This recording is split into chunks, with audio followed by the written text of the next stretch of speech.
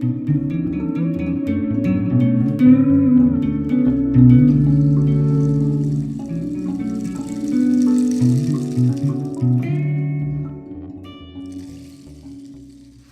in a relationship right now where the feedback you're getting from your partner is that they don't feel loved, they don't feel appreciated, they don't necessarily feel acknowledged, and they're generally not happy?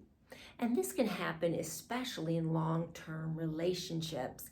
All the sparkle and wanderlust of youth is just faded, or not even youth, it's like the newness of a relationship, that excitement, the sexual tensions and all of that. Over time, that fades away, and there's other things that need to come in and replace it. Well, this is especially true for women as we get older and we transition over to a time where we're not having our menses anymore. We're into our crone years.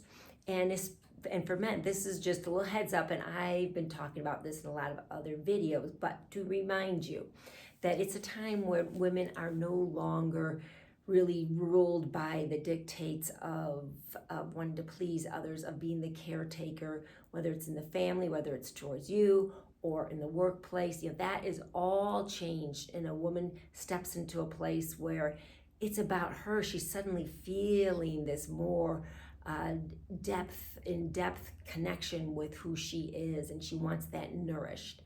And so a lot of times she'll look at the relationship, and as the relationship has been, no longer works for her. Excuse me.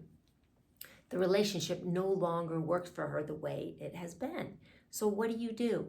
You're probably wondering, like, I love her, I've been committed to her, we've had all these years together. How can she possibly not feel loved or not acknowledged or not cared for? And it's a little dumbfounding. Well, I appreciate that, and I understand that. And I also understand the other point of view that, it's really about learning each other's love languages. And the other point of view is that your partner not necessarily has learned that over the years, and maybe we haven't communicated that very well.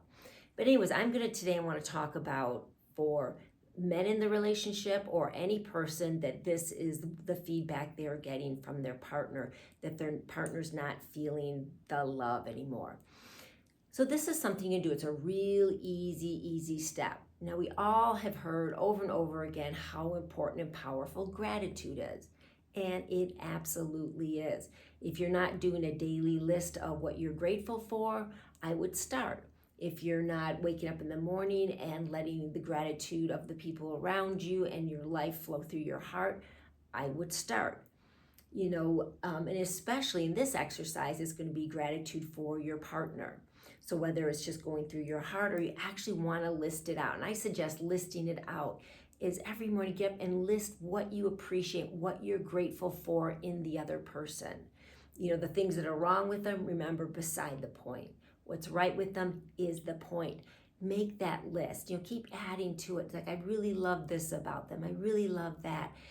And just this will help open up, as step one, help open up your heart. It'll help set you in a different framework. But I tell you what, making that list is not enough. While it's very important to get the heart channels open, get coherence in the heart, this is super important. But there's another step that I think is even more, is more potent, is more powerful, and is really needed. And that is taking your gratitude and putting it into action. We can't read minds. Well, maybe some people can. And as a woman gets older, her intuition gets really on point. But actual reading minds, no.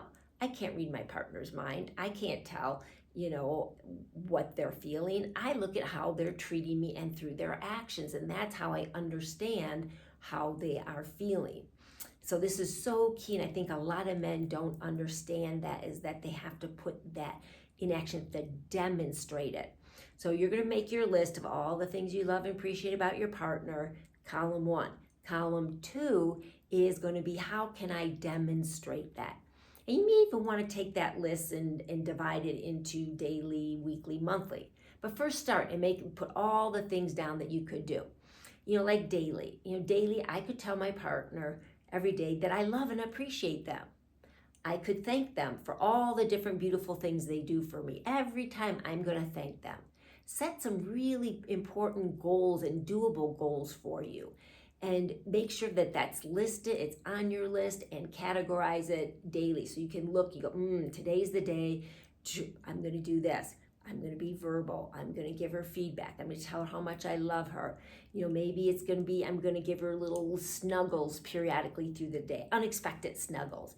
Maybe a little nibble on the neck here and there. With my partner, I go to nibble on his neck and he's like one of those, it's like, oh, not the neck, which makes it even more fun to do because I'm a little bit naughty that way. I had an older brother and boy, it's a kind of little getting at each other is sort of fun. Anyway, but go ahead and make that list. And then weekly, what could you do weekly? Maybe you set a goal that every week, my partner loves flowers. I'm going to bring her a bouquet of flowers and a little card with it. Card is such a nice touch. The card may be a sappy, lovey card. It may be a little naughty, funny card, my preference. It could be all different kinds of things. It could be one you just handmade and you just cut out some pictures and stick some things, do a little scrapbooking, stick some things on the page. Take a little effort. That's a big thing a woman looks for is just effort.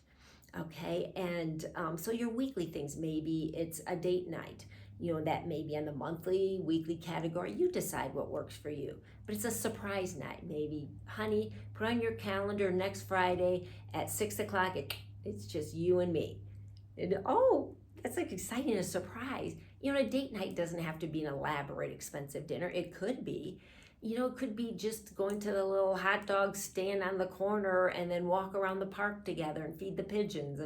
I don't know. It could be your date, it's up to you and your partner. But it's really up to what would please your partner.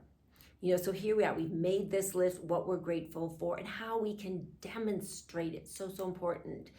And if you don't know, if you're kind of clueless, I don't know. It seems like everything I do anymore is not pleasing to my partner. I'm like irritating them all the time. I don't know. I don't know who they are anymore. I don't know what to do.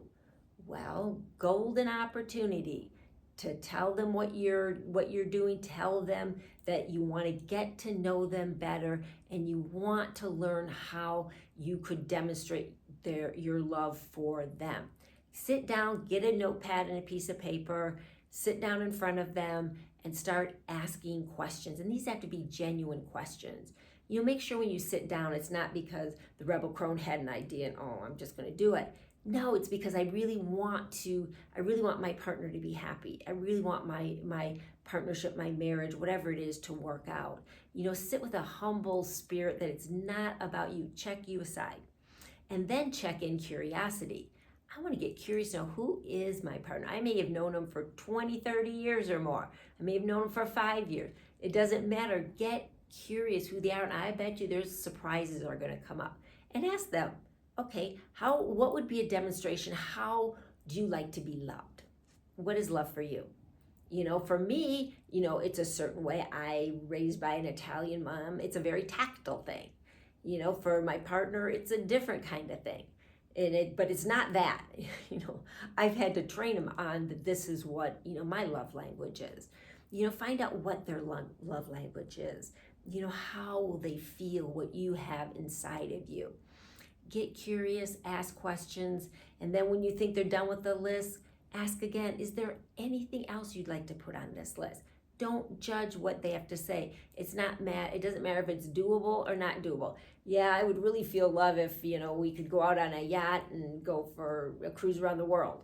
Okay, that's probably not going to happen, but there may be something creative you can do with that. So it doesn't matter, ask questions like, wow, why would that, what is it about that makes you, that is intriguing to you? Well, because I like adventure and going to new places. Note that. So maybe on your date night, you take them to the next town over, someplace you haven't been, to go see some kind of site that you guys haven't seen before, and it's an adventure.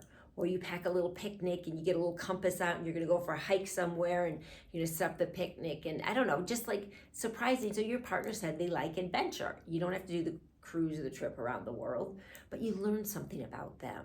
It's so, so important. And then, in return, maybe they're going to start asking you questions. And maybe there's things that you'll find out about yourself that you didn't even know. Like, what would make you happy? There's a lot of people out there very shut down at that level. And, there are a lot of men that struggle with that, about coming into their feelings. What would make them happy? So this could be for you too. Learn each other's love language.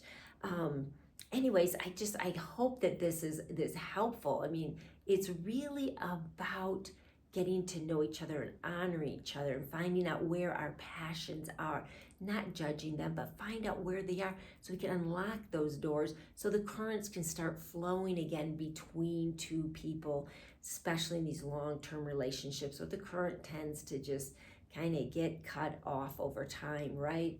And we tend to go off into separate worlds, and those two worlds aren't going to necessarily come back together all on their own. Sometimes we really have to make an effort, a concerted effort, a genuine effort.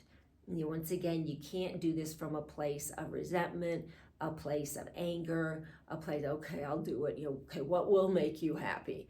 Anything. That is, please don't do that. Do not do that if you can't come into a genuine place of curiosity and wanting to turn things around in your relationship. Anyways, it's just a really easy suggestion. That's all this is just a suggestion on how to make your life better, more coherent between each other, and learn something. Learn about your partner in a much deeper language. Once again, it's like learning their love language, which is so important, and it's so different from each person, and it can change over time. My love language when I was younger is different than my love language right now. I have different needs. I'm a different person.